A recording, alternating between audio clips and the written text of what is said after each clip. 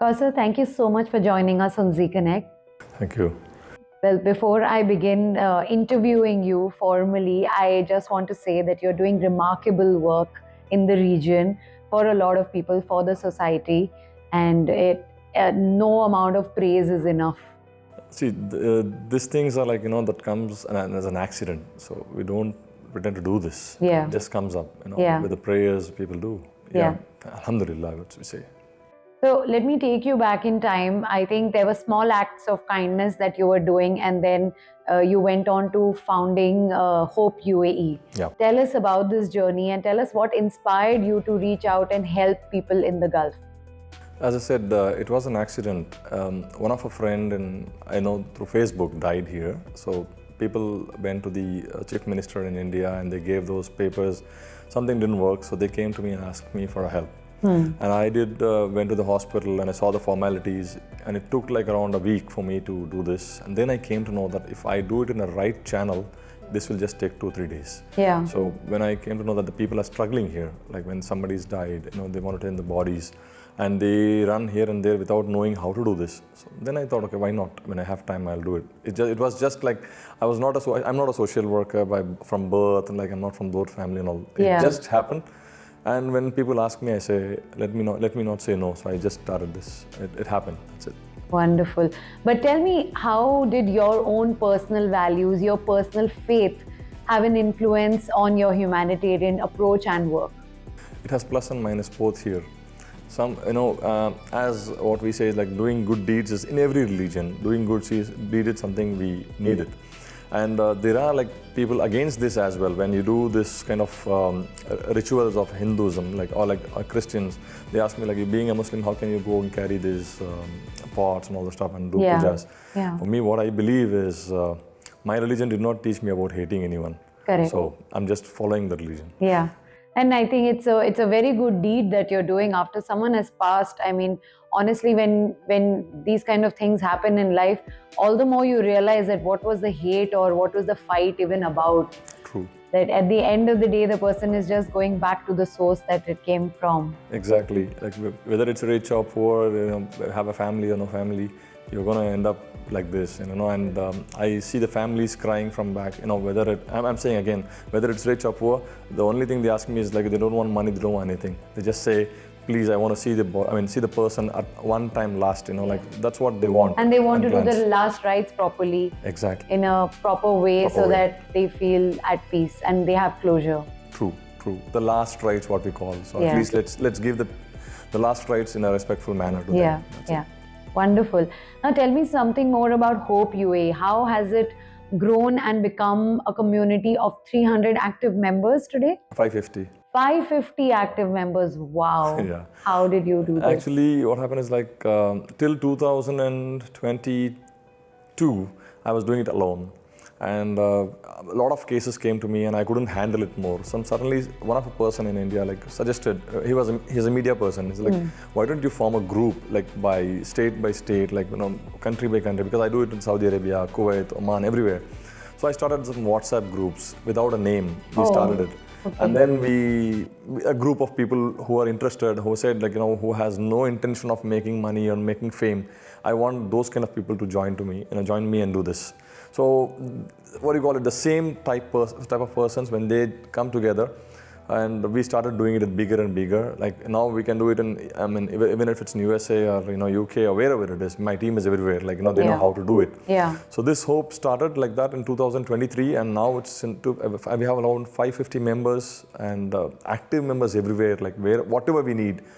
Even if we don't find a person's address or phone number, for example, somebody is dead here, we have a passport copy and we don't know his phone number and something, maybe his address is missing or an old address, I just post it on my group, and my group people run away all over the world, whether it is Bombay or whether it is Tamil Nadu, wherever it is, they go personally, search for them and get their whereabouts, and I don't let any body or the person who died here, I don't let them die yatim, we call it, Yeah. So we don't do it. So we find his family and make sure that he reaches his family, or at least if we can't send the bodies due to some reasons like COVID, or like there are some cases where we have this rotten bodies. We get something like when you have this worms and all this stuff, we can't send them back. So those things we do the rites according to their religion, according to their family's wish, by a video call, asking them how to do it, and then we follow it and do it. That's how all our Hope members, where nobody has this religion, nobody has this caste, nobody has this country. We do it for India, Sri Lanka, Bangladesh, Pakistan, wherever we do it for them. Wonderful.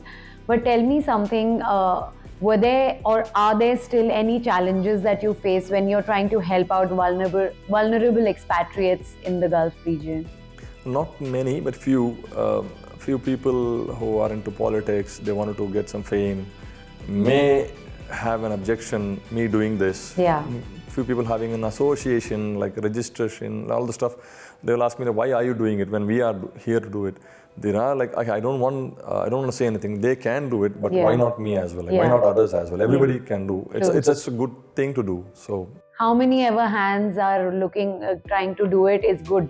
Yeah, of course. If we have more people to do this, it's easier for me. Like if I have 550 people at my group, instead of me doing it alone. And I can just handle like, let's say 2 to 3 cases a week. Now we can handle 10 to 12 cases a week. So it's easy. Let's make it simple for the family and to everyone, like go and do this. Yeah, true. Tell me something, how do you balance your life? You have a day job as well, right? You as a profession, you are a manager. And I work for a waste management company. It's called Renotera.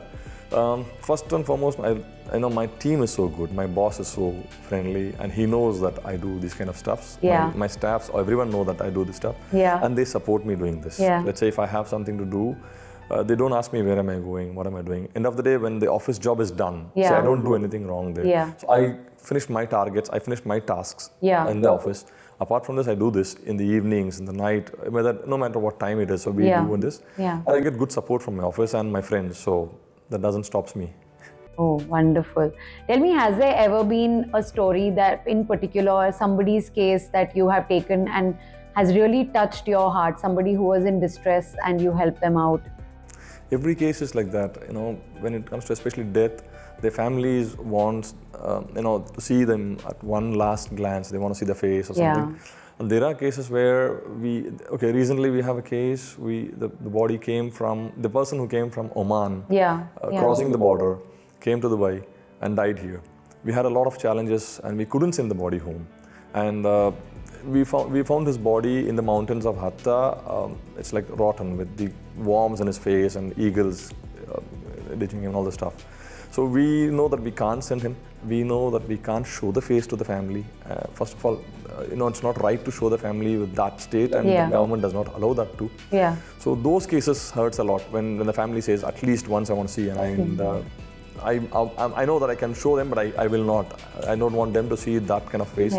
And the most thing I get emotionally attached is the kids when they die. Like when somebody is like 3 years old, 4 years old, die with a cancer on an accident or something.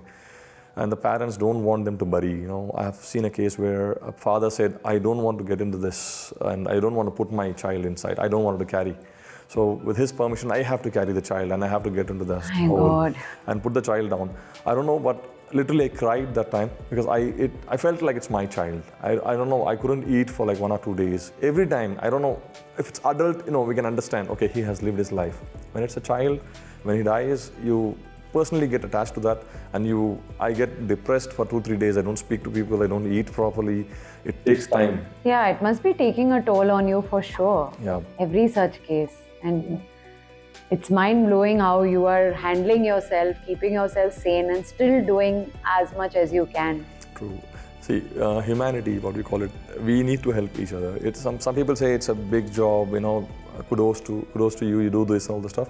But I believe this is nothing. As in my religion, they say if somebody is walking, if they find a stone on the floor, you just take it and put it aside. So make sure that somebody else does not trip. Yeah.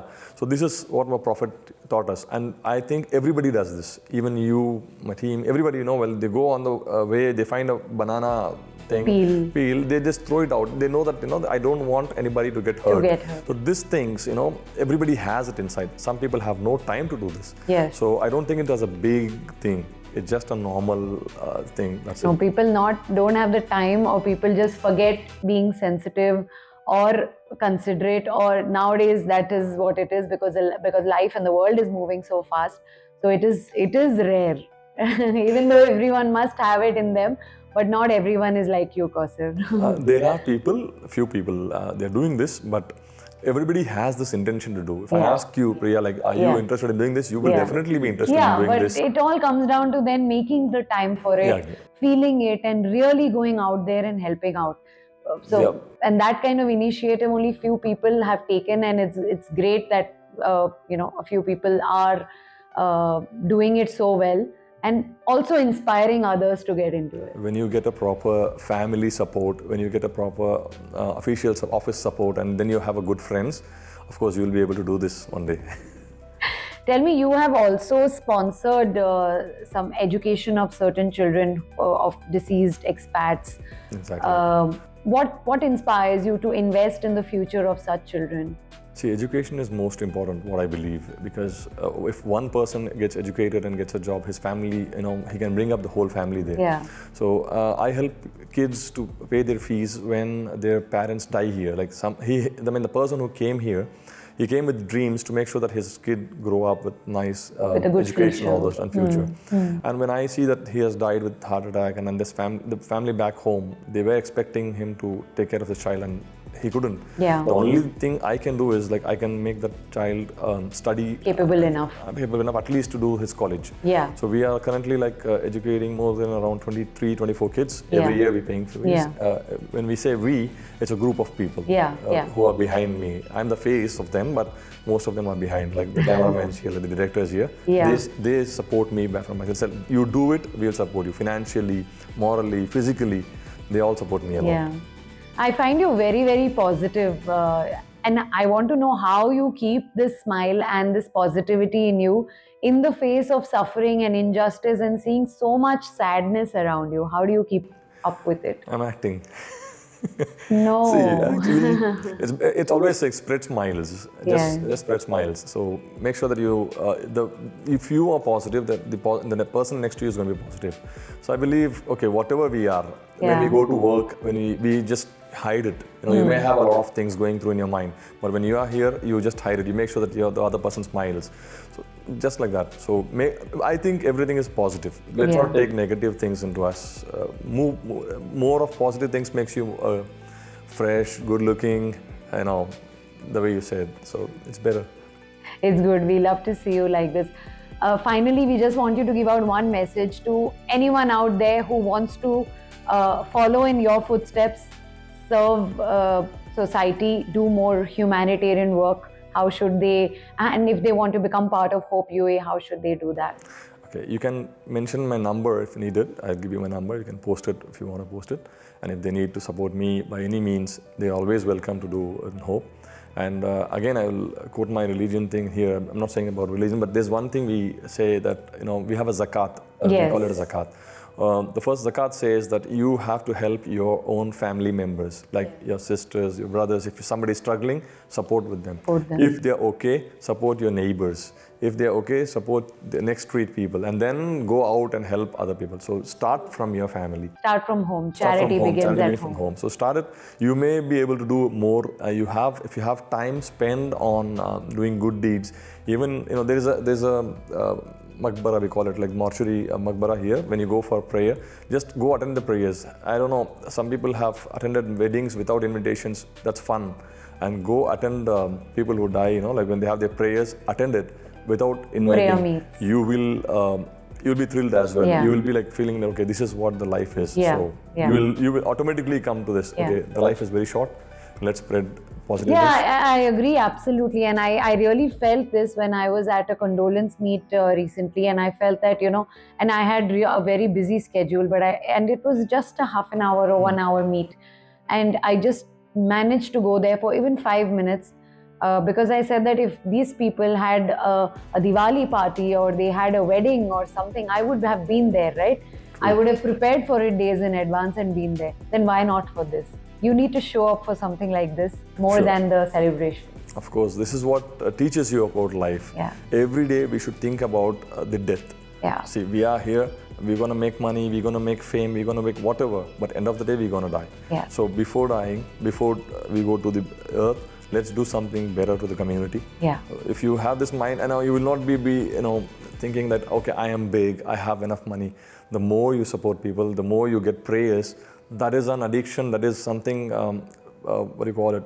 More than alcohol. People Yeah. are getting addicted to alcohol. I'm addicted to the prayers of people, I believe. So that is more, Yeah. that brings you more happiness. Yeah. Like they always say, dua mein yaad rakhna. Zarur. It's of course because you want those prayers and duas of people, and True. you can only get it by doing something good. Bilkul. Like when you pay something, like even if it's 1 dirham or 2 dirham, if you pay for a poor person, that feeds him for something. I've seen locals when they go by car, they see people on the road, they just take the food and give it. You would have done this many times. The smile they have, the prayer they have, though they will not convey it, they'll say just say thank you. But something when they eat it, when they have your money to spend on something, they'll be very happy. That happiness is what your happiness is. So no, it's not just not even people over there. It is even with some delivery boys who come to your house and you just happen to offer them water. Sometimes they are coming with a very frowning face because they have been in the heat and they've driven for so long, or they have been riding their bikes for so long, and you simply just offer them water and suddenly the look on their face changes. Because they were not expecting this. See, there's something called tips. We pay them money. Yeah. That makes them happy. Yeah. But instead, hug him. Man, you're doing a good job. Yeah. Thank you for that. Yeah. Or Munna bhai ki jappi jaisa. Yeah, exactly. That makes people more happier. Yeah. So let's continue doing this. Yeah, let's continue doing this. Absolutely. Thank you so much, Kowser. May you keep doing more and more good work, and may you keep getting more and more support and people to join you. Thank you so much. Thanks a lot.